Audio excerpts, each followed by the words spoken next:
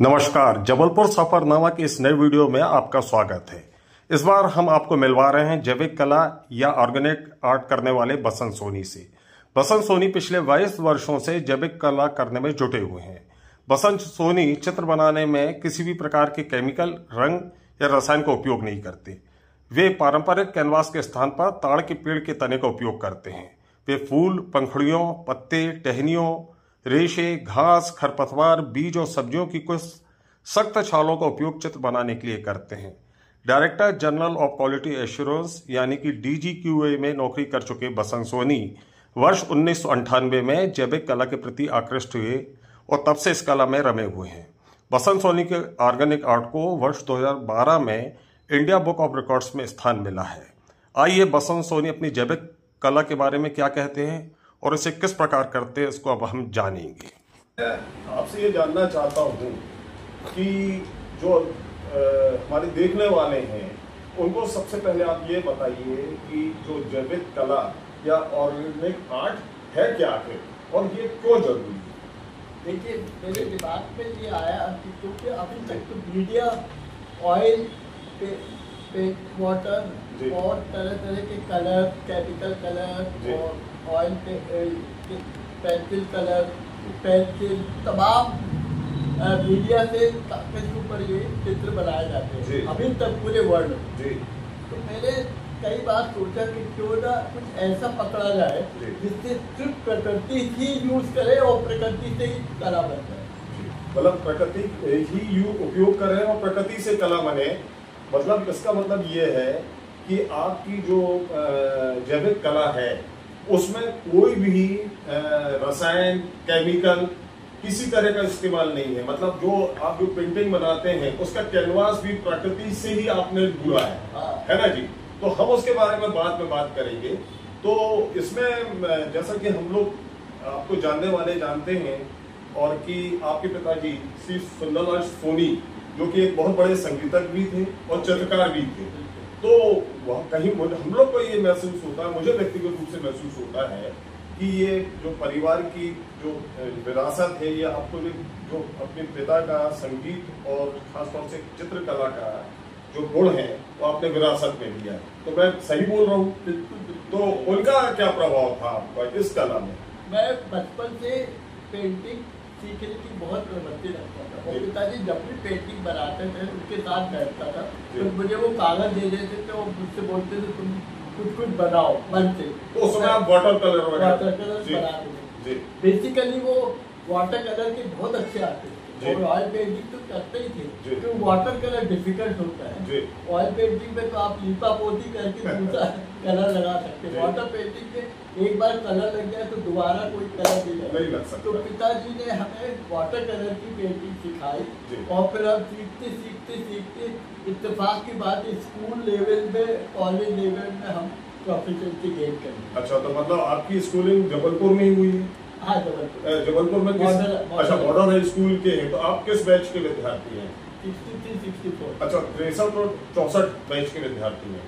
तो हमको याद आता है कि उस समय जो मॉडल स्कूल था उस समय मतलब उस बहुत कला और संस्कृति का बहुत माहौल और वातावरण था। उस समय कांता सागर थे, SP निगम हुआ करते थे। तो स्कूल का भी कुछ ना कुछ आपको अंश वहाँ से मिला? वहाँ तो क्या हुआ, कांता सागर हमारे विजय गुरु थे, उनने मुझे पकड़ा, अरे बसंत तुम क्या करते हो, इतनी अच्छी पेंटिंग कहाँ तक सीख के आए? और वो हमको और सिखाने लगे और मुझे अच्छा लगता था।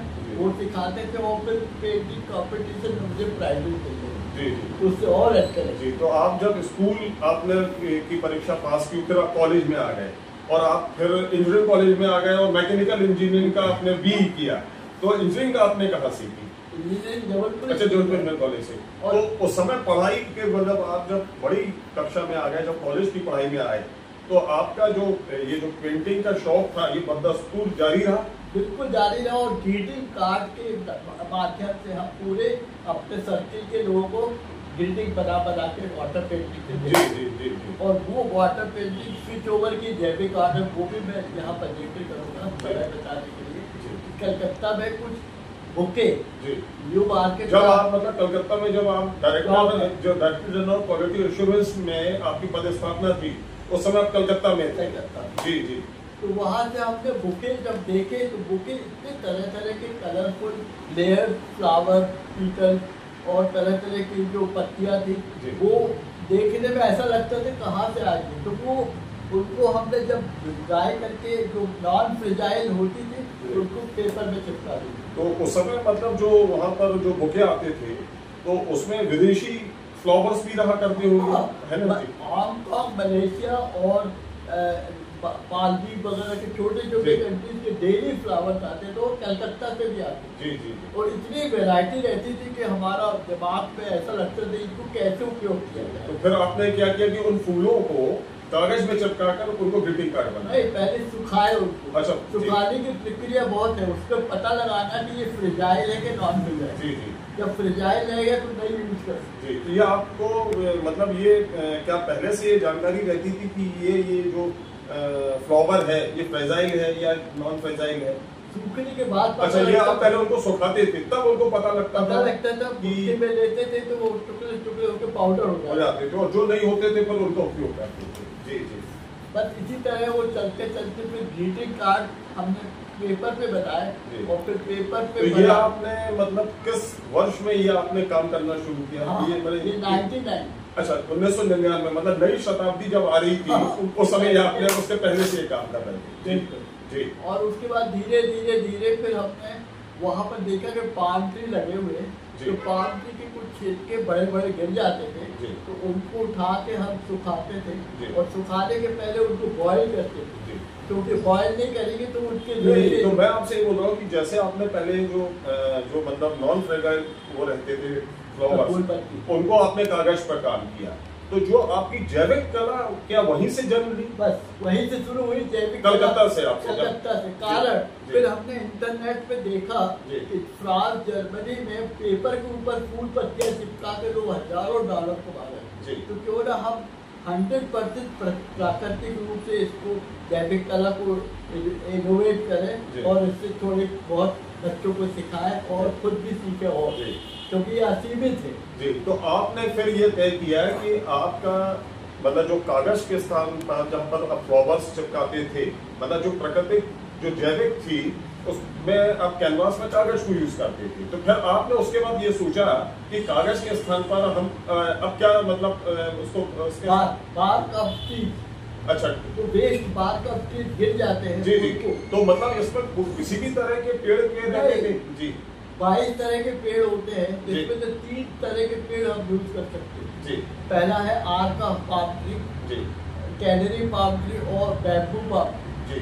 इन 3 पाम ट्री के छिलकों को हम स्पेसिफिक ढंग से बॉयल करके ड्राई करके फ्लैट करते हैं। अच्छा अच्छा। बाकी में नहीं हो सकता। नहीं, तो ये जो 3 तरह की प्रजाति के पेड़ रहते हैं उनको आप मतलब जो गिर जाते हैं उनको उपयोग करते हैं, तो उनको क्या पूरा वो जो तने का छिलका रहता है उसको पूरे को उबालते हैं? नहीं, उसको फिर जितना बड़ा आपका पेंटिंग का रिक्वायरमेंट है, 1.5 फुट 2 फुट, तो उतने पीस काट लेते हैं। और काटने के बाद उबालते हैं बड़े पॉट में और फिर पत्थर के नीचे उसको ड्राई करके फ्लैट। अच्छा, फ्लैट कर देते हैं और उसके बाद फिर वो आपकी आगे की जो कला है, जो आपकी परिकल्पना है वो जन्म लेती है। और उसमें एक खास बात सबसे जरूरी बताना मैं चाहता हूँ, वो जो बाल के पीछे जब सुखाते समय कुछ इम्प्रेशन आते थे जी, वो इम्प्रेशन इतने नेचुरल होते थे और उसी से सब्जेक्ट सेलेक्ट करते। अच्छा अच्छा, तो मतलब जो प्राकृतिक रूप से उसमें जो निशान उभर जाते थे। जी, हाँ, तो हम चलिए आपकी जो बातचीत कर रहे हैं उसको हम आपकी पेंटिंग के माध्यम से उसको हम समझते हैं। बसंत सोनी जी की जैविक कला हमारे सामने है और इसमें हम बसंत सोनी जी से समझेंगे कि ये जो आप दूर से आप लोगों को, हमारे दर्शकों को ये पेंटिंग दिख रही है, पेंटिंग जरूर है इसमें, लेकिन कोई रासायनिक कोई केमिकल कलर्स का उपयोग नहीं है, ये पूरा जैविक कला है, पूरा ये ऑर्गेनिक आर्ट का उपयोग है।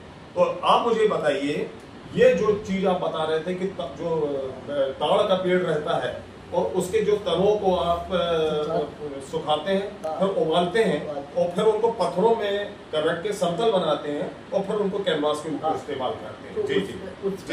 उसपे ये जो निशान आते हैं, जी जी, ये कुछ निशान ऐसे आते हैं, उस पर लगा कि ये पानी है ये कुछ छोटे छोटे पौधे हैं और पक्षी दिखने लगे तो फिर हमने पक्षियों को ये उबार दिया। अच्छा, तो मतलब ये हुआ कि जब आपके कैनवास जो निकलता है उसमें जो छवि उभरती है वहां से आपकी पेंटिंग का एक विषय तय होता है। तो ये जो चीजें आप बता रहे हैं कि ये उसमें चीजें उबालने के बाद उभर कर आ गई, ये नीचे आ गई, तो फिर आपने ये सोचा कि ये चीजों का उपयोग हम इस विषय वस्तु के रूप में कैसे करें। हाँ, और कुछ पक्षियों को उड़ने का इम्प्रेशन दिया, बैठने का इम्प्रेशन, मछली छोड़ने का, और उसके बाद फिर आप इसको छोटे से व्यू फाइंडर उससे देखेंगे तो आपको लगता है कि वहीं पर आप खड़े। जी, मतलब ये हमको देखने वालों को ये थ्री डायमेंशनल के रूप में देखेंगे। तो मैं आपसे पूछना चाहता हूँ कि जैसे ये पक्षी उड़ रहे हैं, ये तो हो गया आपका मतलब जैविक कला के रूप में सबसे पहले कैनवास, पेड़ का जो तना है जिसके बारे में आपने बताया। अब मैं ये जानना चाहता हूँ कि जो पक्षी बने हैं ये किस चीज से बने? ये पक्षी बनाने के लिए भी वो जैविक लेयर्स, मतलब फूल, पत्तियां और वेजिटेबल्स के बाद छोटे छोटे, ये सब को देख के कि इससे क्या बन सकता है और उनसे जैसे पक्षी बन सकते हैं वो सेलेक्ट करके लगाते हैं। अच्छा, वो उनसे आप उनको लेके आप बनाते हैं। और जैसे कि मान लीजिए कि ये जो एक लाल रंग की यहाँ पर छवि उभर रही है, तो ये लाल रंग का आपने किस मतलब इसमें किस चीज का उपयोग किया है? जैसे यहाँ पर है ये पत्तियां ऐसी, जैसे जो पत्तियां हैं, जैसे जासौन की पत्ती हो सकती है, जी, जासौन की है, बहुत सारे तरह की। अब ये सब घास है, ये घास है और ये एक पूरे बल्ली लगी हुई है, झाड़ लगा हुआ है, तो ये उसका इम्प्रेशन देने के लिए, शैडो बनाने के लिए फिर लगा है। अच्छा, ताकि आपको 3D का इफेक्ट दिखे। 3D का इफेक्ट दिखे। तो ये तो आपकी बहुत ही मतलब अद्भुत कला है। और लोगों को मुझे याद आता है कि ये सबसे पहले जबलपुर में आपकी जब प्रदर्शनी लगी, और उस समय इस प्रदर्शनी को प्रसिद्ध फिल्म स्तंभकार, बहुत बड़े फिल्म पत्रकार जयप्रकाश चौकसी जी ने भी देखा, और जयप्रकाश चौकसी जी के माध्यम से वसंत सोनी जी की जो कला है वो मुंबई तक गई। और मैं बताना चाहता हूं कि शायद आपको इस बात की जानकारी है कि नहीं कि आपकी जो ये कला है वो प्रसिद्ध फिल्म लेखक सलीम खां तक पहुंची। सलीम वो जिन्होंने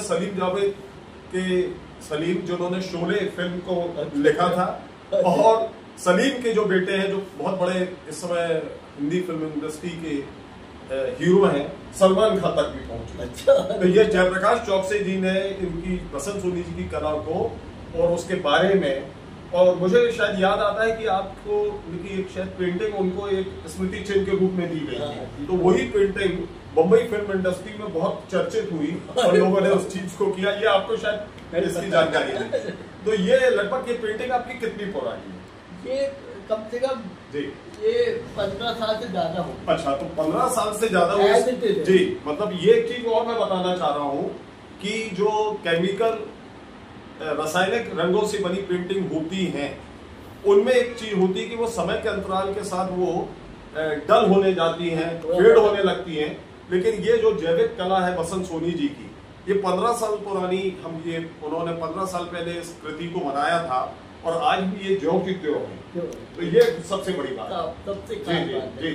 कलर, क्योंकि हम तभी फूल पत्तियां चिपकाते हैं जब इससे फर्दर फेडिंग नहीं होता है, जी, फ्रेजाइल ना हो और फेडिंग ना हो, तब जाके हमारा काम। तो हम आपसे एक चीज और ये जानना चाहते हैं कि लगभग पिछले 22 वर्षों से आप इस कला में जुटे हुए हैं। मतलब ये बिल्कुल आपका एक बोलते हैं कि एक सूत्री कार्यक्रम है, लोगों से आप कम मिलते हैं लेकिन अपने इस काम में पूरे मनोयोग से आप लगे रहते हैं। तो हम ये जानना चाहते हैं कि आपकी इस कला के कारण मतलब जो ये आपकी कृति है, ऑर्गेनिक आर्ट है, जैविक आर्ट है, उसकी प्रसिद्धि जबलपुर से निकलकर मध्य प्रदेश और पूरे देश में भी गई है। तो मुझे याद आता है कि आपकी इंदौर में प्रीतमनाथ दुआ आर्ट गैलरी में भी ये 3 दिन का आपका एक शो हुआ था, और वहाँ आपकी पेंटिंग प्रदर्शनी को बहुत जबरदस्त रिस्पॉन्स मिला, है ना जी? पूरी विजिटर को भर गई थी। तो मैं ये जानना चाहता हूँ कि इस दौरान आप पूरे देश के अलग अलग हिस्सों में गए, अखबारों में आपके बारे में आया, और आपको बहुत बड़े बड़े पुरस्कार भी इसके लिए दिए। आपके पुरस्कार का भी मिला, वसुंधरा का भी पुरस्कार, आपको नेचर वाला, प्राकृतिक वाला पुरस्कार मिला। तो मैं ये लोग जानना चाहता हूँ कि जब लोग इसको देखते हैं, आकर्षित होते हैं, आपकी पेंटिंग के खरीदना भी चाहते हैं, है ना जी। तो क्या इसमें जो आप इस समय हमारे दर्शक भी बहुत सारे लोग आपका इस शो को देखकर जानना चाहेंगे, तो आप इसमें लोगों को किस ढंग से सिखा रहे हैं? आपके बहुत सारे लोग सीखने आ रहे हैं, तो हम वो भी जानना चाहते हैं। तो सीखने के लिए जो लोग आते हैं जी, ये तो पहले से ही प्रकृति से जुड़े रहते जी, नहीं तो सीख नहीं पाएगा। और मतलब ये जरूरी है कि जो आपसे सीखने आए वो पर्यावरण के प्रति संवेदनशील हो और नेचर से जुड़ा हो, प्रकृति से जुड़ा हो, जो उससे प्यार करने वाला। बिल्कुल कंडीशन है, जी। और प्रकृति से जो जुड़ा रहेगा। इवन अभी मेरा एक प्लानिंग है जो मैं यहाँ मेंशन कर रहा हूँ, स्कूल में CBSE क्लास 5th या 6th से जी। अगर ये कोर्स ऑनलाइन या ऑफलाइन इंट्रोड्यूस कर दिया जाए, जी। ये पूरे देश पे जैविक आर्ट चल। जी जी, बिल्कुल सही है कि अगर ये स्कूल में मतलब प्राइमरी स्कूल, मिडिल स्कूल में अगर इसको एक इस कला में जैविक आर्ट रखा जाए तो बच्चे प्रकृति से भी जुड़ेंगे और एक नई कला को भी वो सीख लेंगे। और यहाँ एक चीज और मेंशन करता हूँ, इसकी जो लेयर्स है जी। वो हम जैविक आर्ट किट के नाम से बना सकते हो। बच्चे लोग उस किट को जी। मार्केट करके पॉकेट मनी बना सकते। हाँ जी जी जी, तो वो भी हमने प्लान किया हुआ और किट का एक पूरा तैयार किया हुआ पैम्पलेट, उस पर 3 कैनवास और 20 तरह के कलर्स की लेयर एक साथ रख के उसको हम वर्कशॉप में देते हैं ताकि वो लोग। तो वो आपकी किट अभी तैयार हो गई है? हाँ, वो तो जी। तो अगर संभव हुआ तो हम दर्शकों को भी चाहेंगे कि अगर उनको किट दिखाएंगे, है ना जी। और हम आपकी इस जो पेंटिंग्स हैं, तो आपने पेंटिंग्स आप लगातार बनाते रहते हैं, तो हम एक आपकी पेंटिंग्स कुछ रखी हुई हैं, हम उनके पास जाकर आपसे बात करते हैं, है ना जी। आइए। विशाल है तो इसको और डबल कर दिया जाए, क्योंकि तो ये घर आपने वहां से आकर बनाई कि आकर बनाई जी। और फिर उसके बाद फिर ये मतलब भेड़ाघाट और धुआंधार की एक प्रतिकृति ही है सामने जी। और उसके बाद कुछ लोग जब काम हुआ बता फिर यहाँ आके खड़े होकर देख ले जी। हम सबसे पहले आपकी ये जो पेंटिंग है, और बिल्कुल हमको देख कर लग रहा है कि ये भेड़ाघाट और धुआंधार की पेंटिंग है, और ये उस समय का दृश्य दिख रहा है कि जब बारिश होती है और उस समय जो जलप्रपात है वो अपने पूरे वेग के साथ आता है। तो ये हम जानना चाहते हैं कि आपने ये जो पानी का जो यहाँ पर एक जो छवि उभारी है, तो ये क्या आपने उपयोग किया? ये तो प्रमुखता हमने लहसुन के छिलके उपयोग किए और सफेद प्याज के छिलके। अच्छा, लहसुन और सफेद प्याज के छिलके। और पान, ये अपना भुट्टे के छिलके। ये भुट्टे के छिलके हैं। हाँ। ये लहसुन है। हाँ। और प्याज के छिलके। प्याज के छिलके जी। और ब्राउन कलर की पत्तियां, और ये दूर का इंप्रेशन पहाड़ का ब्राउन कलर से दिया है। अच्छा, तो ये भी एक पुरानी जो पत्ती है उनको लगाया। तो ओवरऑल जब हमने चिपकाए तो देखा नहीं, ये तो बहुत अच्छा सीन दिख रहा है, वाटरफॉल का। और फिर इस तरह हमने उसको जी जी। तो ये तो मतलब वो एक है कि जब बहुत बारिश होती है और जो जलप्रपात रहते हैं, तो जो एक व्यापक बड़ा रूप देखने को मिलता है, आपने उसको ये जैविक कला के सामने लाए। ये भी आपकी एक बहुत प्रसिद्ध कृति है। जी जी। ये वहाँ इंदौर में लगाई थी जगह जगह में जी। कारण ये है कि यहाँ एक पथरिया गांव है दमोह के पास। जी जी। तो वहाँ पर एक कहते हैं बहुत बड़ा तालाब है। तालाब के किनारे काफी पुराने टेम्पल्स बने हुए जी। और उन टेम्पल्स को दिमाग में रख के फिर हमने उसके स्केच करके घर में। अच्छा, आपने पहले स्केच बनाया। हाँ। फिर उसकी आपने जो स्केच के आधार पर, परिकल्पना के आधार पर ये पेंटिंग बनी है। और इसमें देखिए कुछ लोग बैठे। जी जी, बैठे। और ये आधी पत्ती लगी ग्रीन। जी जी। और ये आपका एक पुराना पीपल का पत्ता दिख रहा है मुझे, है ना जी। तो पीपल के पत्ते, छाल, घास, जितनी उनकी परतदार लेयर्स, उन सबका आप उपयोग कर रहे हैं इसका। और ये आपका एक बहुत पुराना है, ये भी ये क्रोटोन का लीफ है। ये क्रोटोन का लीफ है। जी जी। ये क्रोटोन, और ये पुराने पाम ट्री के नीचे हिस्से होते हैं। जी जी। उसमें से निकलते छोटे छोटे, उसी में से बाहर लगे। जी जी, ये बहुत बढ़िया है। और ये जो तीसरी पेंटिंग है, ये आपकी, ये कहना चाहिए नर्मदा नदी में कैसे मेला लगता है। अच्छा, तो ये बरमान घाट का एक बहुत प्रसिद्ध मेला है। तो ये आपने बरमान घाट का ही मेला मुझे लग रहा है ना? ये जी जी। नाव वगैरह भी है। ये नाव भी है जी। ये पूरी नाव है, लोग जा रहे हैं घाट, ये घाट पर जा रहे हैं। और ये सामने वाला घाट है, तो हम इसको ये भी बोल सकते हैं कि ये गौरी घाट भी हो सकता है, ये कोई बरमान का घाट भी हो सकता है। मतलब जो भी नर्मदा के किनारे जो पूरे लोग रहते हैं उसको अपने अलग रूप में इसको यहाँ एक बात फिर मैं लगा रहा हूँ कि 70 to 90% पाम ट्री का जो बैकग्राउंड है वो यूज किया जाए। जी जी, मतलब जो आपने जैसा पहले बताया कि जो पाम ट्री जब आपका निकाला जाता है, उबाला जाता है, फिर उसको समतल किया जाता है और उसके बाद जब आपके सामने आता है तो उसमें जो प्राकृतिक रूप से चीजें उभर जाती हैं, उसके बाद आप तय करते हो कि अब क्या पेंटिंग करनी है। पहले से कुछ तय नहीं रहता है। जी जी, ये आपकी पेंटिंग। हाँ, वहाँ पायली में गए थे। पायली जो जबलपुर में बरगी से आगे। हाँ, बरगी से आगे वहाँ हम लोग पिकनिक पे, ऑफिस की पिकनिक में गए तो वहाँ देखा ये इस तरह का सब है। तो वहाँ रास्ते में ही हमको कुछ ये इस तरह की पत्तियां बनी जी, मतलब एक जो पायली एक टापू है नर्मदा नदी के बीच में। वही हमने तो ये पायली का आपने दृश्य किया है और पूरे टेम्पल्स बने हैं। और ये एक छोटे पानी है जिसके किनारे पे हमने कल्पना से ये ऐसा नेचुरल ढंग से बनाया ताकि लगे कि हाँ वहाँ आप हैं। जी जी जी, बिल्कुल ये है। हाँ, और ये पूरा आपका जैविक कला है। हाँ, और इसमें सिर्फ पत्ती यूज की और ये यूज, बाकी सब पुराना। अच्छा, जो ये है आपका जो मतलब कैनवास जैसा था, उस कैनवास के आधार पर आपने उसमें मतलब प्राकृतिक रूप से जो चीजें दिख रही हैं उनको उपयोग किया। जी, बहुत बढ़िया। और ये आपका ये भी एक बहुत ड्रीम पैलेस पे हमने वो दिया है। Dream palace. हाँ जी, कल्पना की इतना बड़ा पैलेस हो सकता है और लोग निकल के उस पैलेस से जा रहे हैं, अंदर जा रहे हैं, और आसपास बिल्डिंगें हैं। बिल्डिंग भी पुरानी हो चुकी है और आप इसको अगर 3D के माध्यम से देखेंगे तो आपको लगेगा रियल में लोग जा रहे हैं। जी जी जी जी, थोड़ा सा जैविक व्यू फाइंडर से। अच्छा, इसको व्यू फाइंडर से। जी जी जी, तो वो आपको लगे कि आप वहीं पर वो मतलब उसमें वो वाकई में अंदर प्रविष्ट हो रहे हैं। 3D है। जी, और ये क्या चीज है, ये हम थोड़ा ये जानना चाहते हैं। ये कुछ हमको महत्वपूर्ण चीज लग रही है। ये पचपड़ी में हमारे गुरुजी जी कांता सागर, उनको ये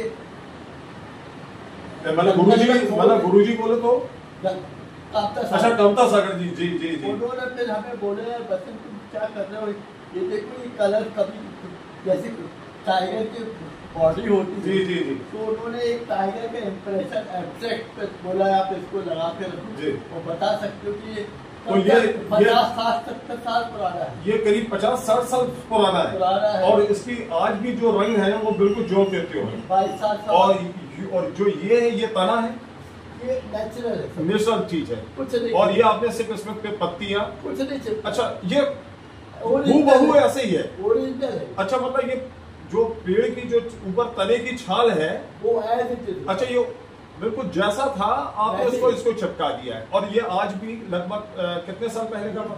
20-22 साल पहले का है। और ये आपको एक टाइगर बाघ की मतलब एक कल्पना इसके बाद दिख रही है। जी जी, और ये मतलब ये तो बहुत ही अद्भुत है कि आपको एक ऐसा मतलब लेयर मिली, ऐसी परत मिली पेड़ की जो कि इस रूप में थी, और उसको आपने सिर्फ उसमें बाघ की मतलब आकृति देकर ये बना दिया। और स्कूल में हमें कांता सागर जी ने गिफ्ट किया था। अच्छा, ये रखो तुम, और जब भी तुम कोई एग्जीबिशन हो तो लोगों को बताना कि कलर वैसी है। ये देखिए कितनी अद्भुत ये जो जैविक कला बनाई है, उसमें आप लोग को जानने की ये उत्सुकता हो रही होगी कि बाकी चीजें तो उन्होंने जो मटेरियल था उसको उपयोग किया, लेकिन अब आप ये जानना चाहते होंगे कि उसमें जो कैनवास है उसमें ये चीजें किस ढंग से चिपकाई गई हैं। तो हम ये बताना चाहते हैं, बसंत सोनी जी ही बताएंगे कि जो पेड़ों से निकलने वाली प्राकृतिक रूप से जो गोंद होती है उसको उपयोग करके इन जो आपकी पत्तियां रहती हैं, फूल रहते हैं, घास रहती है, तिनके रहते हैं, जितनी भी जैविक चीजें रहती हैं उनको चिपकाने में प्राकृतिक जो पेड़ से निकलने वाली गोंद है जैविक, उनका ही उपयोग किया जाता है। ये जो सबसे महत्वपूर्ण। हम आपसे ये जानना चाहते हैं कि इन काम में पिछले 22 सालों से आप लगे हुए हैं, तो कोई ऐसी अविस्मरणीय घटना आपको याद आती है कि लोगों ने जो देखा और मानने को ही तैयार नहीं हुए कि ये जैविक कला नहीं है? ऐसा कभी हुआ क्या? बहुत बार हुआ है जी। कहाँ? अहमदाबाद। एक बहुत अच्छा जिक्र करता हूँ। अहमदाबाद में मेरा एक शो हुआ था जी, 1 हफ्ते का जी। तो वहाँ राजकोट से कलाकार आए थे देखने के लिए ये ऐसा क्या है जैविक का ये। तो उन्होंने एक आते साथ एक विदिशा का टेम्पल की जैविक आर्ट को उन्होंने टिकली लगा दी मतलब हम खरीदना चाहते। अच्छा, मतलब टिकली लगाना मतलब ऑप्शन हो गया। हाँ, ये चीज ऑलरेडी मतलब सेल हो गई है, बुक हो गई है। तो वो क्या हुआ, वो जैसे ही हम वहाँ पहुँचे तो बोले मैं खरीदना चाहता, तो हमने बोला भाई 6 दिन आपको रुकना पड़ेगा। 6 दिन के बाद जब एग्जीबिशन खत्म हो जाएगी तब आप इसको ले सकते। तो वो 6 दिन होटल में रुके तो मैं भूल नहीं सकता। अच्छा, मतलब ये कि जिन्होंने आपकी कला की कद्र की, और वो मतलब वो जो पेंटिंग थी वो क्या था, वो ये अपना सांची का स्तूप था क्या? नहीं, सांची का नहीं, विदिशा में जो राम मंदिर है, हाँ जी, वह साइड में पुराने महल है, पुराने मंदिर, उसको मैंने पहाड़ पे बैठ के बनाया जी, और वो ऐसे बने थे जैसा लगता वही खड़े हैं। वैसे एक चीज में और भी बात है, जो कमर्शियल मुद्दा है, मतलब ये आपका अधिकार है, मुझे पूछना नहीं चाहिए, लेकिन उत्सुकता हुई कि जो आपने बताया कि उन्होंने आप टिकली लगा दी और उन्होंने उस चीज को बुक करा और खरीद ली। ये कला की भी बहुत अच्छी बात है, एक चित्रकार की भी बहुत अच्छी बात है कि उससे उसका उत्साह बढ़ता है, उसको इस बात का समर्थन मिलता है कि वो जो काम कर रहा है उसको लोग देख रहे हैं। और तो हम ये जानना चाहते हैं कि वो आपकी जो पेंटिंग थी वो कितने में बिकी होगी? वो उस समय 16,000 रुपये में। ये किस सन की बात है? ये 2007 में। और ये बात है तो मुझे ये भी याद आता है कि 2012 में आपके काम को एक इंडिया रिकॉर्ड्स में भी शामिल किया गया। वो क्या दरअसल विषय है? वो क्या है, जैविक आर्ट करके अभी तक इंडिया बुक ऑफ रिकॉर्ड में कहीं पर, अच्छा, इंडिया बुक ऑफ रिकॉर्ड्स में कहीं भी कोई इसमें एंट्री नहीं है जैविक आर्ट? अब हुई, वो आपके नाम से 2012 में। जी। तो वो उसके बाद फिर वो जो है एंडोर्स हो गई, और उसके बाद फिर वो पूरे इंडिया में उसका प्रचलन आया, और फिर हमें बुलाया गया 2012 में भोपाल में, स्पेशल फंक्शन हुआ, मुझे सम्मान दिया गया। हाँ। और मतलब जो इंडियन बुक रिकॉर्ड्स में आपका नाम भी शामिल किया गया और उसमें आपको सम्मानित किया।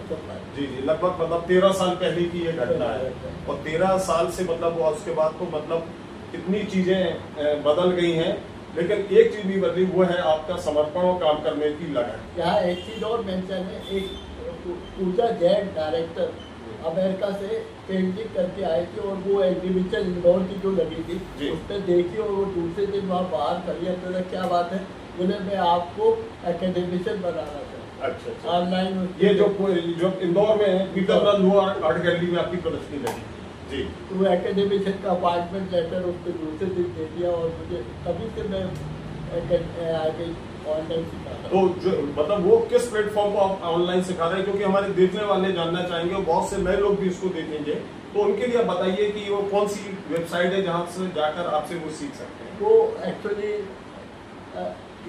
इंटरनेशनल फाइनेंस एकेडमी ifa.com/ऑर्गेनिक आर्ट। अच्छा, आईफा, हाँ उस पर लिखा है जी, हाँ .com और /ऑर्गेनिक आर्ट, उस पर जाकर वो अपने को एनरोल कर सकते हैं। हाँ। और ऑनलाइन आपसे सीख सकते हैं। तो ये आपका जो कोर्स है, ये मतलब 3 महीने में व्यक्ति सीख सकता है? 3 महीने में करीब मतलब अगर वो उसमें कमिटमेंट है, प्रतिबद्धता है, तो वो 3 महीने में ये कला सीख सकता है। आराम 2, 2.5, 3 महीने। तो ये भी मैं जानना चाहता हूँ कि ऑफलाइन ऑनलाइन आपसे अब तक कितने लोग इसको सीख चुके हैं? ऑफलाइन तो घर में सीखते हैं जी जी, और अभी भी सीख रहे हैं। कुछ वोडाफोन की लड़कियां हैं तो आती है, और उसके टाइम से हर क्षेत्र की लड़कियां। तो ऑनलाइन में 150-200 लोग आपसे सीख चुके हैं? हाँ, 150 से ज्यादा जी। तो दूसरा मैं एक और चीज जानना चाहता हूँ कि जो कई चित्रकार हैं जो कि मतलब जो एक परंपरा तरीका होता है कि जो water colour, pastel colour, oil colour में काम कर रहे थे, तो क्या उन लोग भी इस ओर जैविक कला की ओर आकर्षित हुए? उन्होंने ये काम किया? अगर उनके दिमाग में एनवायरमेंटल प्रोटेक्शन की बात है जी, कि हम झाड़ काटना बचाना चाहते हैं, तो हम झाड़ काटना बचाना है ना, पेपर बचाना, और पेपर बचाना मतलब ऑक्सीजन बढ़ाना जी, और पेड़ के चारों तरफ पानी बचाना जी। तो पानी और ऑक्सीजन दोनों चीजें मिलेंगी, अगर जिसके दिमाग में ये बात है तो जैविक आर्ट जरूर सीखेगा।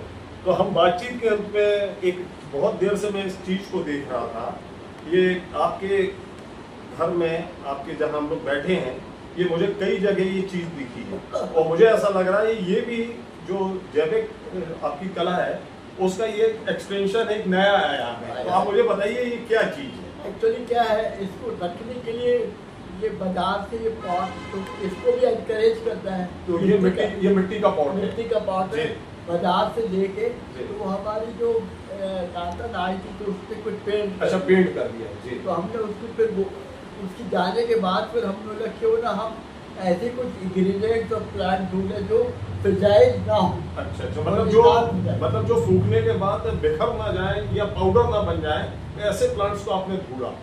और ये जो एक तरह से मतलब हम घरों में बहुत सारे फ्लावर पॉट देखते हैं, तो ऐसे प्लांट्स हैं जो सूख गए हैं लेकिन ये बिना पानी दिए हुए लंबे समय तक बरकरार रहते हैं। अगर लंबे समय तक तो 50 साल, ये 50 साल तक रहते हैं। और ये आपकी नई कला है और ये आपने कर रहा है। मुझे लगता है कि आपकी जो जैविक कला है उसका जो ये विस्तार है, इसके प्रति भी लोग आकर्षित होंगे। ये 3D जैविक आर्ट है जी।